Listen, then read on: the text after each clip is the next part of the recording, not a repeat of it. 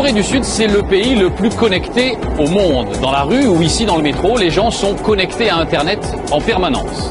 C'est aussi le pays des grandes entreprises de l'électronique, des groupes comme LG ou Samsung. Samsung est le numéro 1 mondial des technologies.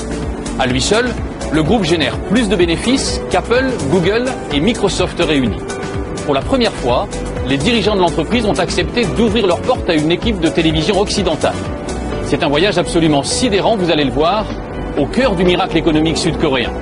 Le reportage est signé Loïc Delamornay et Jean-François Monnier.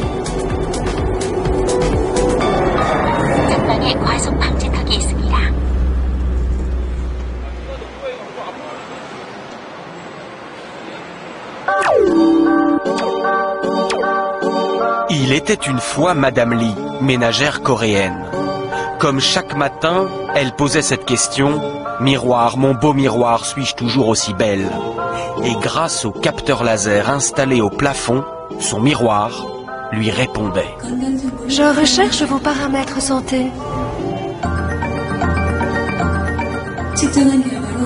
Masse graisseuse, 11,5%. Pulsation cardiaque, 90.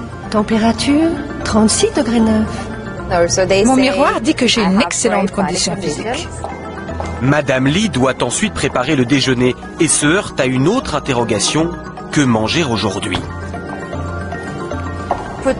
Je présente cette assiette et l'ordinateur reconnaît quel type de viande c'est et me propose une recette. Ce midi, Madame Lee mangera donc du barbecue de porc avec des patates. Problème, l'ordinateur du réfrigérateur indique qu'il ne reste plus assez de pommes de terre dans le bac à légumes. La mère de famille commande immédiatement un nouveau paquet qui lui sera livré. Elle paie en ligne grâce à un système de reconnaissance faciale. En Corée, le miroir de Blanche-Neige a pris un sacré coup de vieux. Et le futur imaginé par Samsung va encore plus loin que le conte de fées. Le monde de Madame Lee sera peuplé de stylets traducteurs pour décrypter un menu au restaurant à l'étranger. De cartes de crédit intelligentes qui regroupent toutes les cartes de paiement. De pare-brise tactiles qui équipent les voitures. D'écrans souples, faciles à dérouler et incassables. Good job. Ou encore de cet incroyable appareil qui imprime des vidéos sur papier, le Polaroid de demain. Science-fiction. Samsung assure que ces innovations arriveront sur le marché dans 5 ans. Et elle les présente au public dans des maisons du futur étincelantes en plein cœur de Séoul. Ces murs cascades d'eau qui sont en réalité de la vidéo et où s'incruste votre télévision existent déjà. La marque a les moyens de ses ambitions et fait la fierté de toute une nation. Avec Samsung, demain sera coréen. C'est depuis l'enfance que tous les Coréens, mais absolument tous, savent que Samsung est la meilleure entreprise du pays.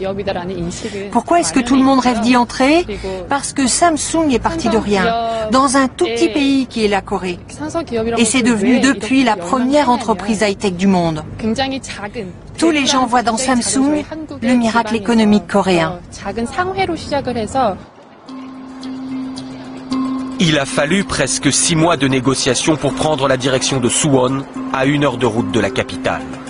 Soudain, surgit un long mur, une enceinte qui court sur des kilomètres et protège une ville dans la ville. Bienvenue à Digital City.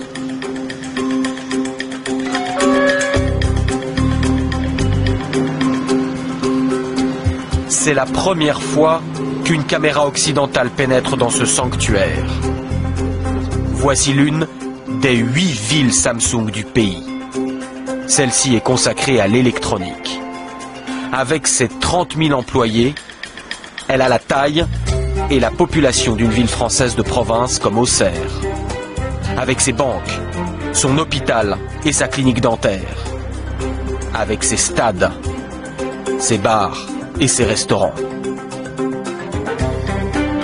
Pour fouler ces trottoirs, il faut être un membre de la famille Samsung. Et cette famille a beau compter 250 000 employés dans le monde, elle n'a qu'un seul esprit de corps.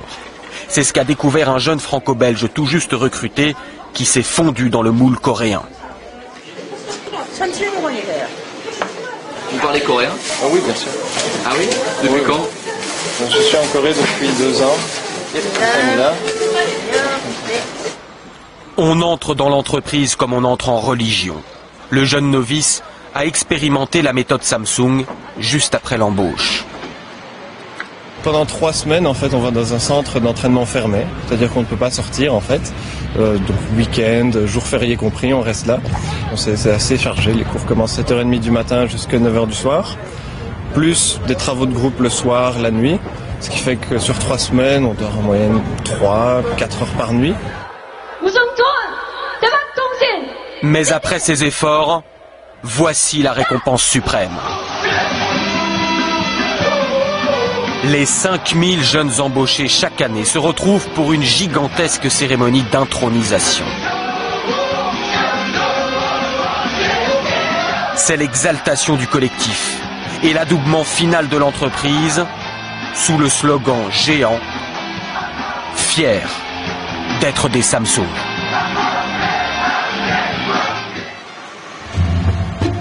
Cette fierté est racontée au cœur de Digital City qui a son propre musée. Les Digitaliens, comme ils s'appellent, vouent un véritable culte au fondateur de Samsung, Byung-Chul Lee. Il a créé en 1938 une petite épicerie de riz et sucre qu'il appelle Samsung, qui signifie 3 étoiles en coréen. 3 étoiles pour 3 valeurs fondatrices. Devenir grand, devenir fort, durer éternellement. Et les efforts paient. Samsung fait entrer les Coréens dans l'ère de la consommation. Ces publicités sont des promesses de foi. Samsung va conquérir le monde avec ses produits bon marché. Mais ce n'était pas encore assez pour satisfaire l'ambition de ses dirigeants à la poigne de fer. En 1995, notre président offrit des téléphones portables à ses amis et à sa famille. Mais certains d'entre eux avaient des petits défauts. Le président décida alors de brûler toute la production de 150 000 téléphones devant les employés. Toutes leurs heures de travail sont parties en fumée. Les ouvriers pleuraient. Mais le président voulait nous donner un électrochoc. Et depuis, nous faisons de la qualité. Sa force de frappe, Samsung la doit à son armée de 40 000 chercheurs maison. C'est 3 fois plus de scientifiques que tout le CNRS français. Derrière ces façades se cachent des centres de recherche parmi les plus secrets du monde. Inimaginable que notre caméra y pénètre, les enjeux industriels se chiffrent en dizaines de milliards d'euros. Pas question que nous filmions un schéma qui pourrait être décortiqué par un concurrent. Nous n'aurons d'autre aperçu que ces quelques images fournies au compte-gouttes par l'entreprise. C'est la raison pour laquelle, s'il est difficile d'entrer à Digital City, il est encore plus dur d'en sortir. Le soir, chaque voiture est minutieusement fouillée. Et en quittant les bureaux, tous les employés passent une véritable douane. La peur des espions industriels, une vraie paranoïa. Aucun salarié ne peut sortir avec son ordinateur ou tout autre appareil électronique. Tout doit être laissé au bureau. De toute façon, il n'est pas facile de quitter la famille Samsung. Après le travail, beaucoup d'employés rempilent et restent à Digital City dans l'une des nombreuses associations de l'entreprise, comme ce cours de cuisine chinoise.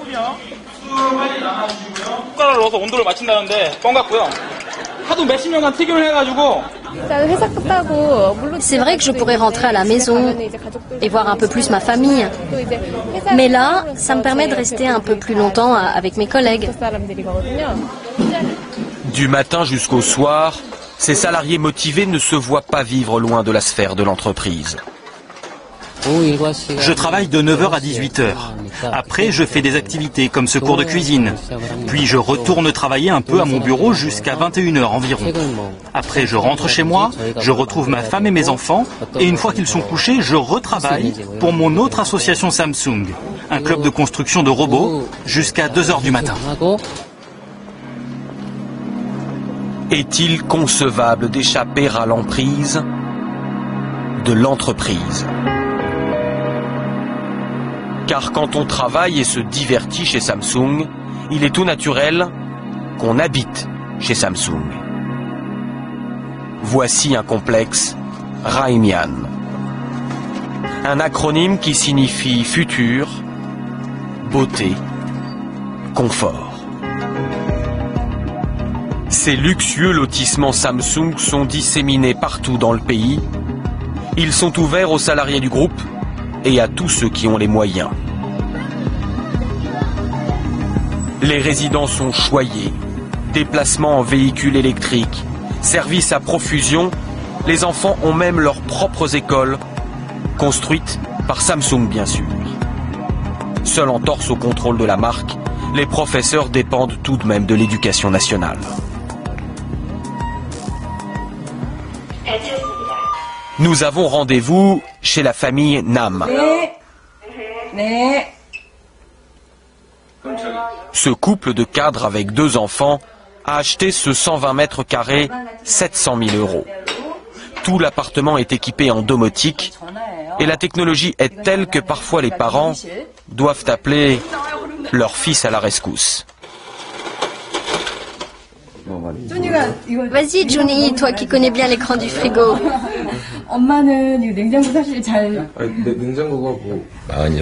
J'ai 47 ans, petit j'habitais dans le coin et c'était complètement sous-développé. J'aurais jamais imaginé que ça se développerait comme ça. Par rapport à d'autres pays, il y a eu une croissance extraordinaire. Moi, je me rappelle qu'enfant, la seule chose qui comptait, c'était l'éducation.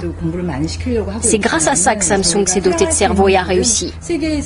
Dans ce monde, la seule chance de survie, c'est le savoir. Études, travail, réussite. On dort peu en Corée. Et le pays du matin calme n'a jamais aussi mal porté son nom.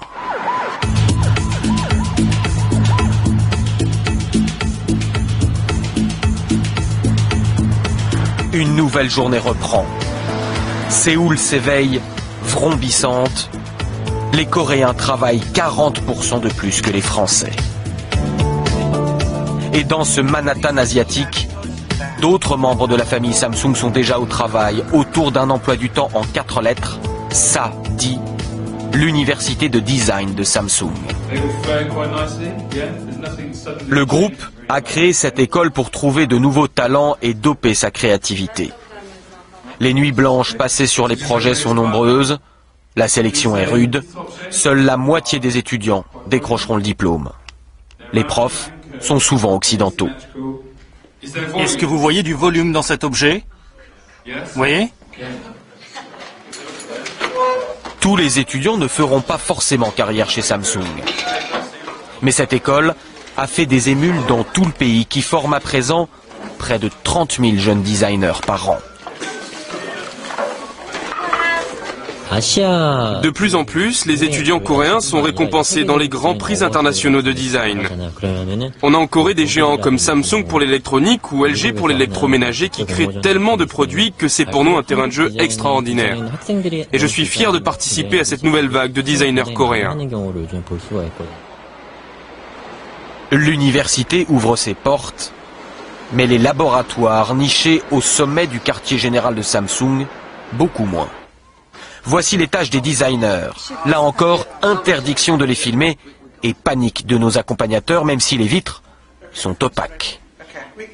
Car le design est devenu un enjeu stratégique majeur. Et tous les cadres dirigeants se rappellent ce jour de la fin des années 90 où le redoutable président, toujours lui, leur a asséné un second choc de culture. Le président nous a dit changer tout, sauf votre femme et vos enfants. Il fallait se débarrasser de tout ce qui avait été acquis auparavant. C'est là qu'il a lancé la révolution du design dans l'entreprise. Le vice-président est fier de présenter son dernier bijou. On voulait quelque chose de chic, de brillant, de classe. Pas un mot sur la ressemblance frappante entre le dernier né de la gamme Samsung et la tablette d'un célèbre concurrent. Prononcer le mot Apple n'est pas politiquement correct chez Samsung. Mais pour Philippe Lee, président de la Chambre de commerce franco-coréenne, l'important n'est pas que le coréen ait plus ou moins copié l'américain. Samsung avait complètement mésestimé l'importance des smartphones. Il y a quelques mois, panique à bord, donc il a fallu mettre en place un plan de réaction par rapport à ça, mais le plan il est sorti au bout de quelques mois, c'est-à-dire que le groupe a été capable en quelques mois de concevoir un produit qui n'est pas un produit révolutionnaire puisque il est très similaire à celui de l'iPhone, mais à développer ce produit et à le commercialiser avec succès et dans le monde entier.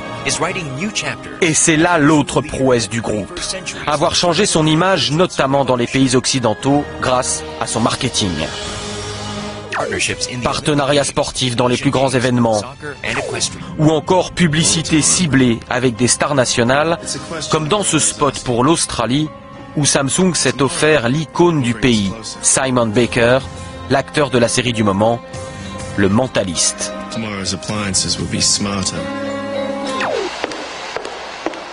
Celle qui remplit vos écrans publicitaires et joue avec vos désirs de consommation, c'est elle, la vice-présidente Young-hee, grande prêtresse du marketing. Passée par New York, Londres et Paris, ancienne de L'Oréal, elle vient de lancer la dernière étape de son plan.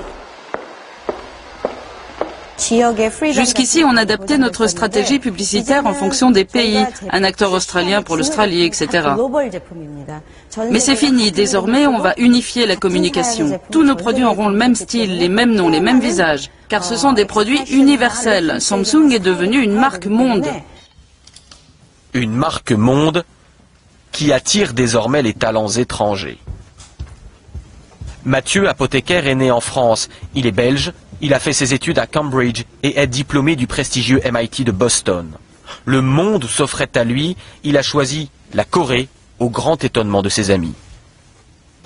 Au début, il s'interroge un peu sur pourquoi est-ce que je voudrais partir en Corée alors que je pourrais trouver un emploi à New York ou un emploi à Paris ou à Los Angeles.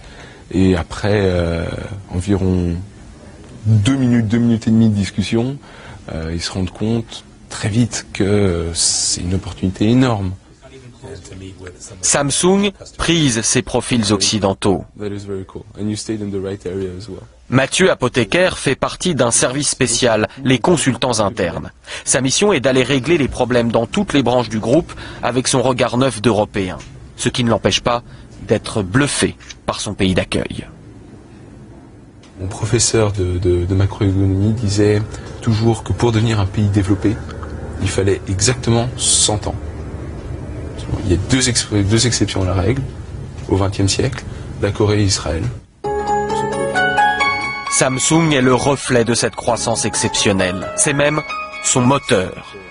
Car tout ce qu'il vous a été donné à voir n'est qu'une partie de l'iceberg. Et à côté de la tour de Samsung Electronics se dresse celle de Samsung Assurance et celle de Samsung Construction. On appelle cela un chaebol, un conglomérat en coréen. Et en la matière, le pays a construit les empires industriels les plus puissants du monde. Samsung représente 1/5 de l'économie de la Corée. Car sur les mers du globe, on bat aussi pavillon Samsung. Ces chantiers ont œuvré pour hisser la Corée au 2e rang mondial dans la construction navale. Le groupe est aussi un géant du BTP, tant en Corée qu'à l'étranger. La plus haute tour du monde, à Dubaï, est une tour Samsung. Elle affiche, sur 800 mètres de haut, la suprématie du groupe. Scientifiques de pointe et BTP, il n'en fallait pas plus pour que Samsung s'intéresse à l'atome. Associé à l'EDF sud-coréen, le groupe construit ses propres centrales nucléaires et l'an dernier, ses ingénieurs ont fêté un joyeux événement aux dépens de la France. Ils ont soufflé à Areva la construction de 4 réacteurs aux Émirats Arabes Unis. Je pense qu'en France, on ne se rend pas compte de la vitesse d'évolution, du fait qu'effectivement la Corée s'est devenu un pays concurrent de la France, ou en tout cas au même niveau, ou quasiment au même niveau que la France dans beaucoup de domaines. Gare de Séoul. Ce train vous semble familier. Normal, c'est le TGV que les Coréens ont acheté à la France en 1994. Il ne leur a pas fallu 15 ans pour construire le leur. Voici le KTX. Il a été conçu par un autre géant coréen, le groupe Hyundai. Et il affronte désormais son grand frère sur les appels d'offres internationaux au Brésil ou en Californie.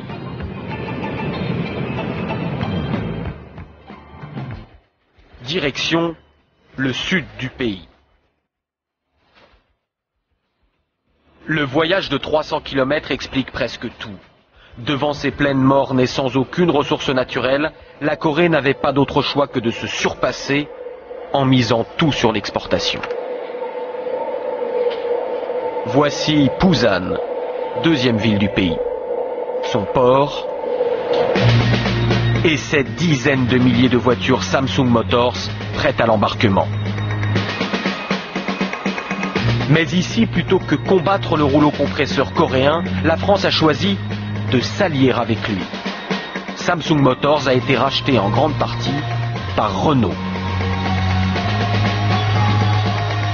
Le Français construit ici des voitures pour les 3 marques du groupe: Renault, Samsung Motors et Nissan. Le constructeur dispose même d'un technocentre en Corée, où les prototypes sont conçus et les voitures testées. Après la France et l'Allemagne, la Corée est le 3e marché de Renault. Et désormais, quand la marque aux losanges lance une nouvelle berline, elle ne l'inaugure plus dans son pays natal, mais ici, en Corée. Notre voiture la plus vendue, c'est ce qu'on appelle la SM5. Qui sera commercialisé prochainement sous le nom de Latitude en Europe. Autrefois, on aurait pu dire je conçois la voiture pour les marchés européens, puis après je vois si je peux la vendre dans les autres marchés. Maintenant, on est dans une autre démarche. On est, quand les en Europe, il faut concevoir la voiture d'abord pour ces marchés-là. Toute la Corée est donc occupée par Samsung. Toute? Non. Une petite marque résiste encore et toujours à l'Empire. Et à Séoul, Astérix s'appelle Apple. Plus exactement Frisbee, car la marque à la pomme n'a pas encore suffisamment de poids pour ouvrir ses fameux magasins Apple Store. Ce n'est pas évident pour nous. Les gens ne connaissent pas encore bien la marque. C'est difficile de s'attaquer au marché coréen, mais la curiosité commence à payer. L'État coréen ne fait pas de cadeaux à l'américain. Pour des problèmes de service après-vente, l'un des hauts dirigeants d'Apple a été convoqué pour s'expliquer devant l'Assemblée nationale. Et même si Apple remporte un succès, ce sera quand même une victoire Samsung. Le Coréen est le numéro 1 mondial des semi-conducteurs et sous la coque des iPhones, les composants, eh oui, sont des puces Samsung. C'est David contre Goliath. En face, Samsung étale ses Delight Center et autres showrooms ultra-modernes.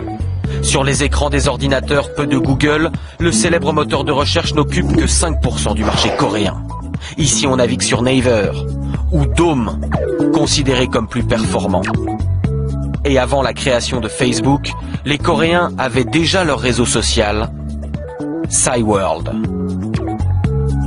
Comme pour avertir l'Occident, qu'il ne s'endorme surtout pas sur ses certitudes, car demain, votre cyberespace pourrait bien être coréen.